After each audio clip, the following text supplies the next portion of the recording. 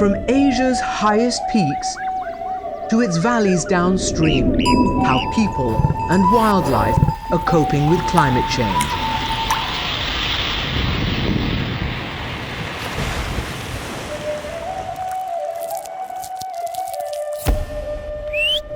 Voices from the roof of the world. This enchanted space exists just outside Karachi. It's a vast forest of incredible beauty, hiding many surprises. A place uninhabited by people and full of life. Not many people work here. Few come to visit. I'm Tariq Alexander Kesa, and over the last decade I've visited this magical place almost every Saturday. This is my habitat of comfort. It's a place I love, treasure, and know well. Now I would like to share what I have seen exploring Karachi's very special forest.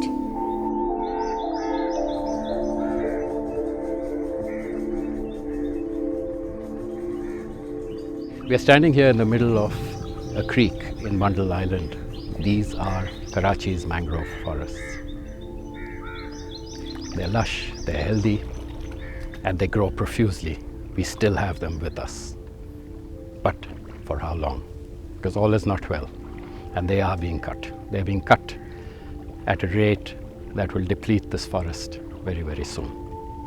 The destruction of this forest will have ecological impacts that will reach beyond our generation. It is illegal to cut these forests, but it's still being done. And the reason is that the laws are in place, but their enforcement is very weak, and the monitoring is virtually non-existent. We can't afford to lose these wonderful forests, but they are being cut. And I do not know how long we will have them within the neighborhood of Karachi.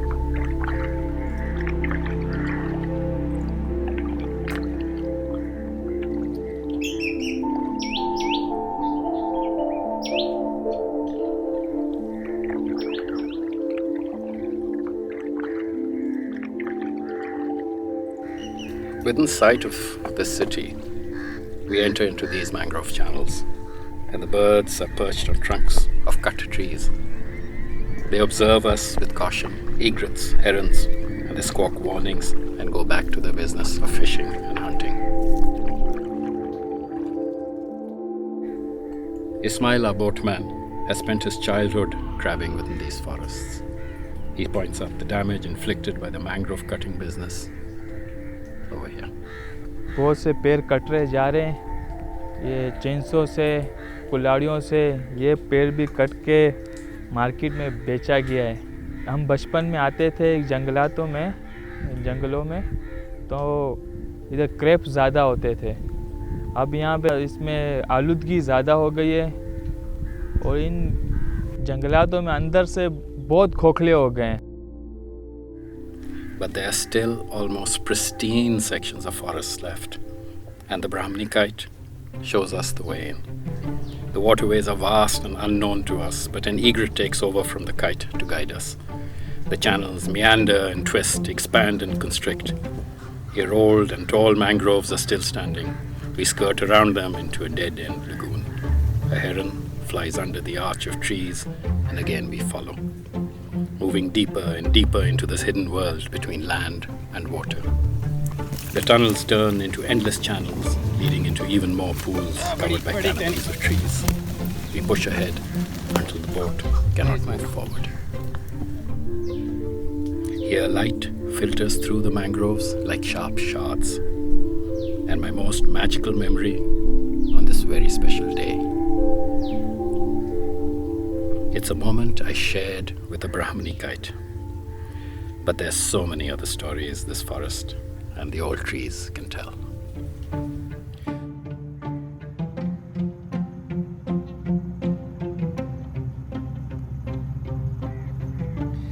We all understand the benefit of mangroves. They protect us from tsunamis and sea surges. They provide shelter to fishermen and villagers on the coastline. They absorb even more carbon than the rainforests do. They are a nursery for fisheries. They are so vital for marine health. Our delta has been the very reason that our shores and our coastline have been so prolific in the production of fish. Taimur Mirza is with me. He's a conservationist, a photographer, and a core member of our team. You know, the fact that this forest exists just adjacent to Karachi is astounding. Exactly. And a large part of the population, Karachi, this concrete monstrosity, is totally unaware of it. Absolutely. And these islands out here are on the windward side, and they provide that essential oxygen that is needed in the highly polluted industrial areas of Landi and Korangi. All over Landi, Korangi and the rest of Karachi. Yeah, the rest of Karachi. But yet, this last section of these massive forests are at risk. Yes, they are, definitely. The reason behind is the poverty, extreme poverty, lack of education, no infrastructure, no civic agencies involved in protecting these vital resources. And the specter of future development. Exactly.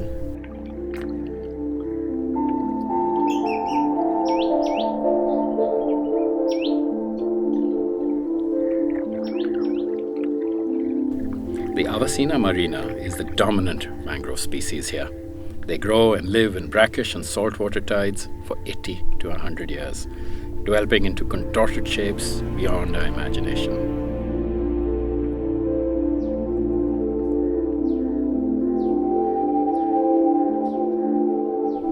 In early spring, mangroves bloom with 1 million flowers. A golden halo surrounds the dark leaves, and a wonderful fragrance permeates the forest.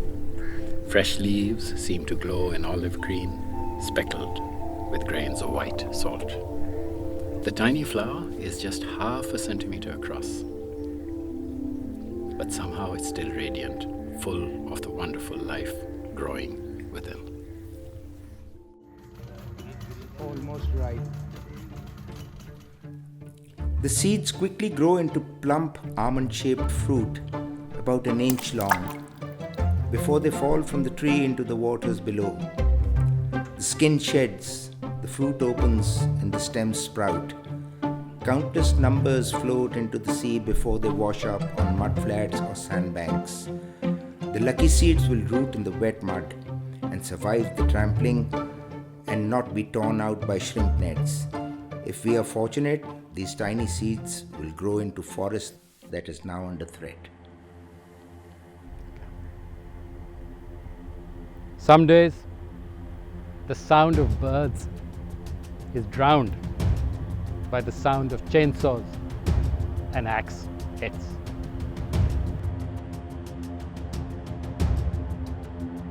Many times we come across boatloads of timber. Commercial cutting is illegal.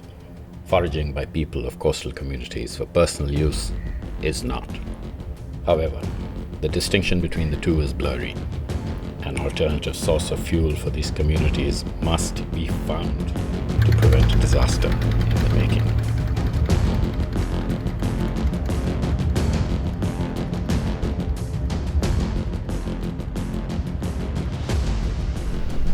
The pace of mangrove cutting has accelerated over the last 2 years.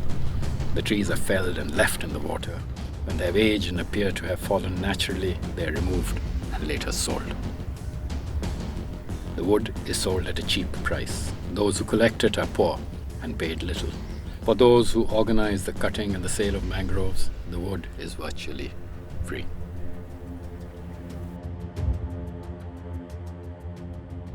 Waqas works on our boat, and when asked about the cutting of the forest, he says, ये जंगल की लकड़ियाँ बिकती भी है बाज़ारों में भी और फैक्ट्रियों में भी, जिसके घर पे गैस और दूसरी चीज़ें नहीं होती है तो ये लकड़ियाँ इसी इस्तेमाल में करते हैं, जलाते भी है, वो कोयले बना के बेचते भी है। हमारे घर में तो फिर भी फ़िलहाल गैस है, अगर जिनके घर में गैस नहीं है तो वो क्या करेंगे। The business of burning mangroves to fire industrial burners and making charcoal or grilling barbecue needs to be stopped. It can be done. I stand as witness that these forests are being cut.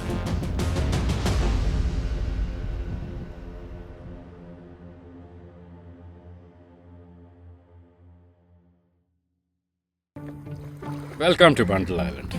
Our boat can sail right into the middle at high tide. These creeks crisscross this intertidal land, and they are deep. Seawater pours in twice a day, sometimes rising up to a height of 13 feet. 13 feet. Within 6 hours, these tides will recede. Water will flow out, and the same place will dry. Another 6 hours, and the waters will rise back up again. This is an intertidal land.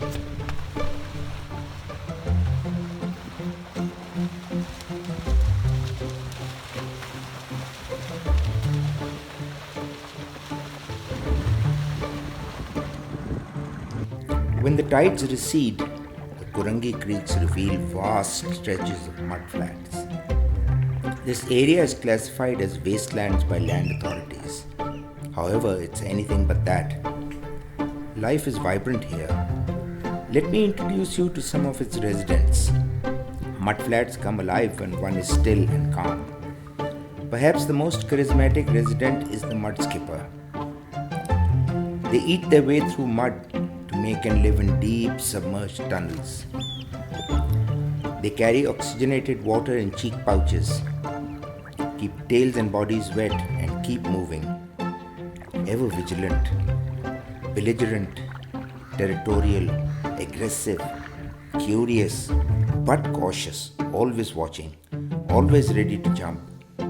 And they can jump 1.2 meters.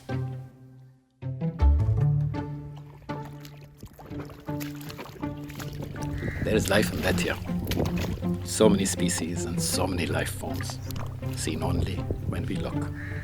Every centimeter of the mud is alive, on the surface and below.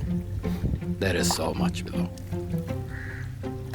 Below the surface is a network of tunnels, homes, and highways, an ecosystem that has been able to cope to the onslaught of pollution and abuse. This is a bloodworm. We use it as bait, and the habitat needs it as a vital aerator of anaerobic soil. Sometimes even shrimp jump into our boat. When tides recede, shrimps get washed into the mudbank channels, and when our boat enters these shallows, they panic and try to escape, exploding out of the water. These waters are prolific. The shrimps grow fast, 4 months to become large, and the catch is still substantial, even close to the city. This is because of the mangroves, all in the shadow of Karachi and its uncontrolled development, excessive pollution and unsustainable practices.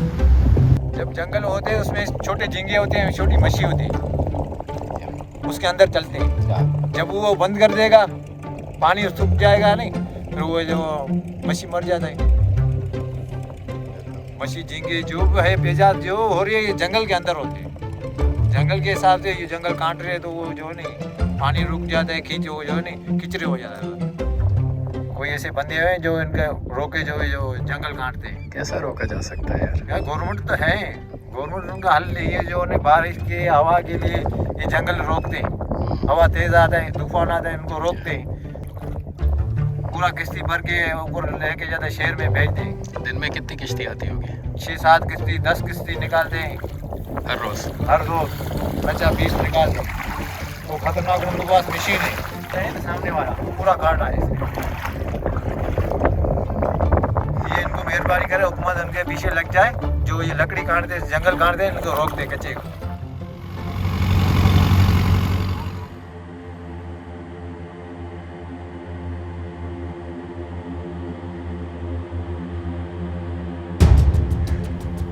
In spite of the destruction of these mangroves, some of the migrating birds have been returning. and somehow the ecosystems have been coping with the pollution.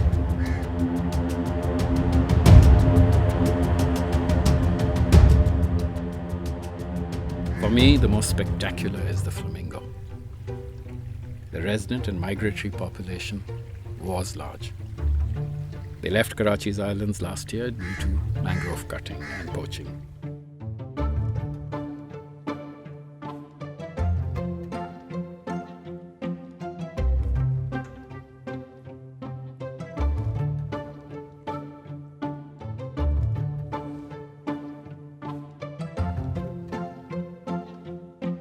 Some cormorants stayed and others returned by the thousands.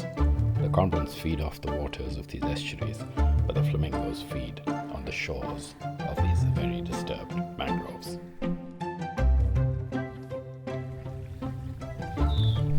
But for how long can these natural habitats compensate? How long before we lose these visitors and residents of Karachi? The flamingos I photographed here in 2018 did not return in 2020.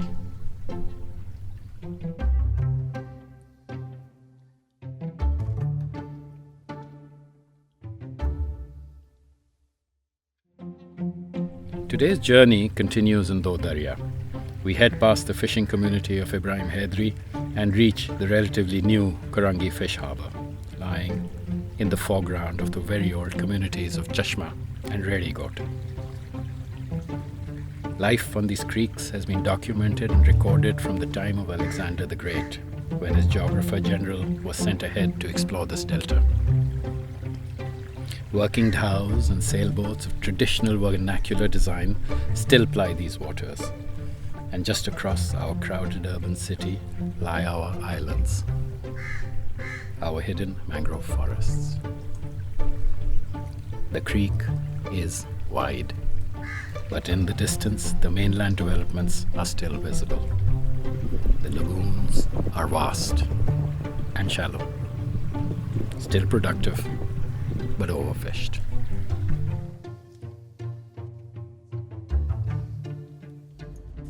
Captain Salim had to sell his own fishing trawler.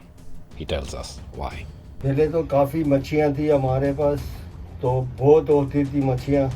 चारे के पीछे मच्छियों की चारा है ही नहीं अपने पास, और मच्छियाँ भी बिल्कुल बहुत दूर दूर चली गई हैं. तो जंगलात में ये अंडे बच्चे देते ये फिर बाहर निकलते तो सारा उसमें जाले में उसमें आ जाते, तो उसको बढ़ने जंगलात तो समझो ख़त्म होते ही जा रहे हैं. आस्ते आस्ते सारा समझो ख़त्म हो गई है जंगलात. Men walk on mud. They hunt crabs, collect shells, housing life, and seek clams, razor clams. The sun sets on these once famous oyster beds. Karachi. So much that has suffered because of progress.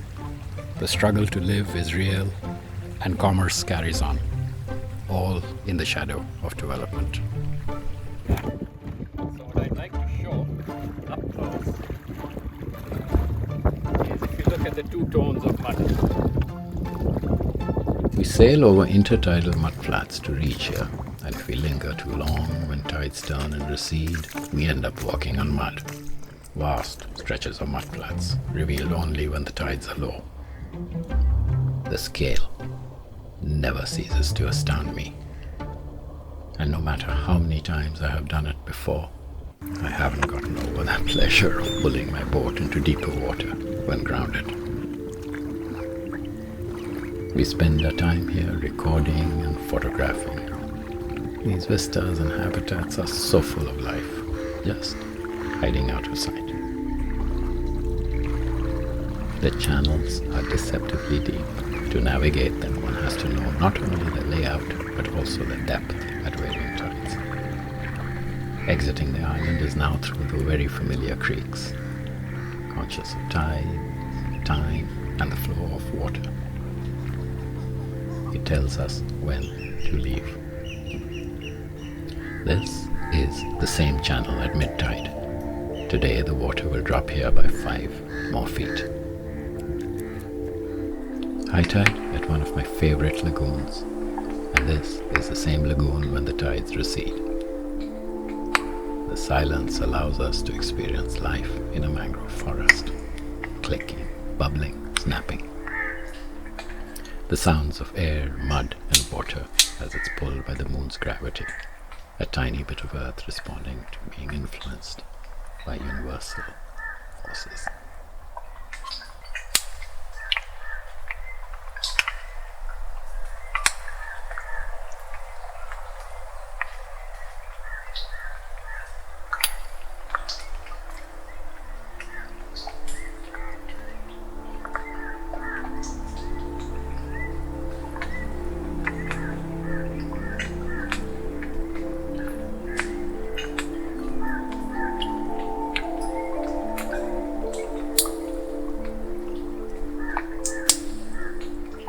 The low tides rise and recede twice a day.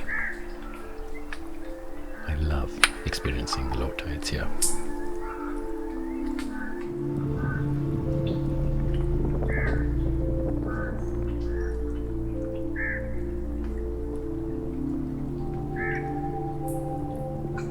But the low tide also exposes the assault on this forest and exposes the old stumps of old, large mangroves and freshly felled trees.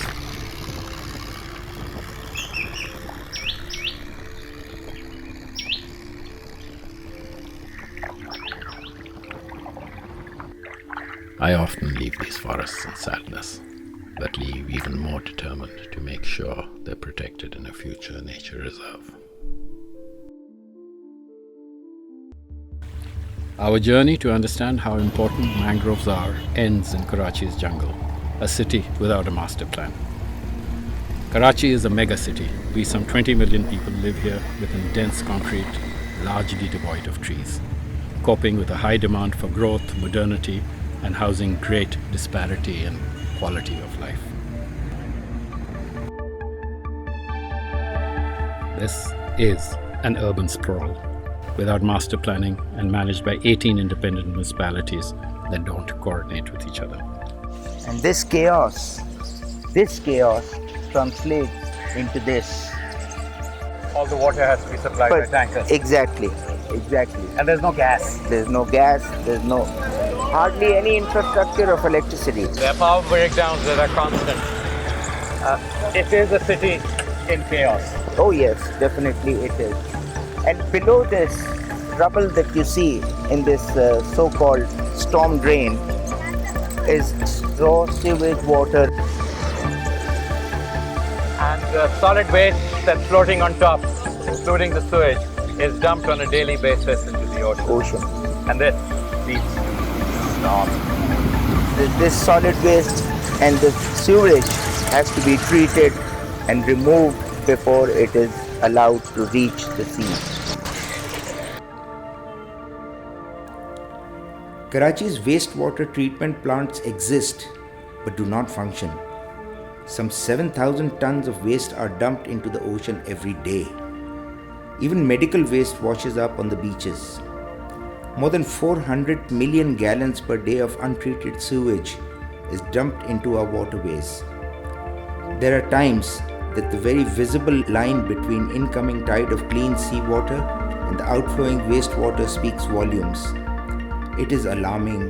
The signs are visible. From the sea, our skyline is sparse and still rising. The shoreline also awaiting ecological responsibility. This is the Korangi Creek, lying on the southeast of Karachi. Our journey starts from this area called Do Darya, two rivers, the confluence of two creeks on the extreme west of the mighty Indus River Delta. This is the true edge of Delta, an expansive Korangi Creek. It stretches east toward the Pitti Creek, the approach channel of the Port Qasim Authority. We have been exploring these hidden forests on Karachi's islands, the intertidal Kapriawala Island and Bundle Island. They flood and empty your water twice a day. The 13 feet of flooding tides have created incredible habitats and ecosystems, mangroves, mudflats, sandbanks, all interconnected, interdependent, and so very vital to Karachi's well-being. Pakistanis are doing incredible work in replanting mangroves on denuded lands. The Forest Department and a host of organizations are very actively working on replenishing the delta. The work is truly admirable and commendable. The collaboration between them and the private sector is very commendable, and it is showing impact.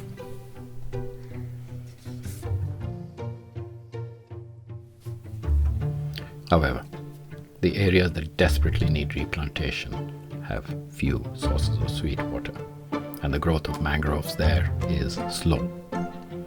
On the other hand, the forests on Karachi's islands adjacent to the Kurangi Creek still have some of the largest and oldest of mangrove trees. Some of these have not been cut. These need to be protected and preserved for future generations. When heading out to sea, I would notice a distant green line. The first time that I came here, I fell in love with these spaces. I have seen these mangroves in a pristine state, and I can see them disappearing, being destroyed. There are many parts here that are still healthy. However, plastic, trash, the city's waste, and commercial cutting of trees have had an impact. There's still enough left, and it is worth preserving. Pakistan can join the countries that have pledged at the recent Climate Change Summit to end deforestation by 2030.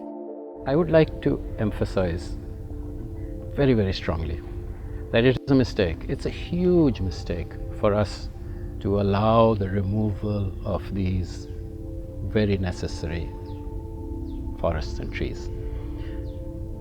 It will impact the future generations and the quality of life in our city for a very, very long time. There's only one certain way to protect the beauty of these critical forests. It is to create a nature reserve on our islands, a marine protected area. A place that is still so alive could continue for the benefit of all, where plants and animals can thrive and an already existing symbiotic relationship between man and nature can be sustained. I hope we don't miss this chance for our benefit and the generations that will follow us.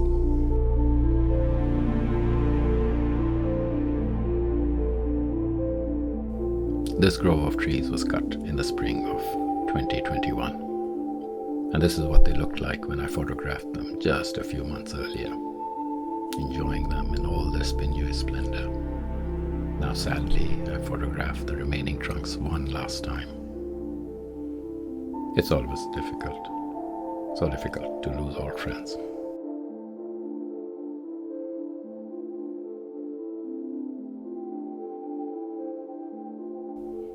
But the natural world has a tremendous capacity to rejuvenate, and the forest is trying to regrow.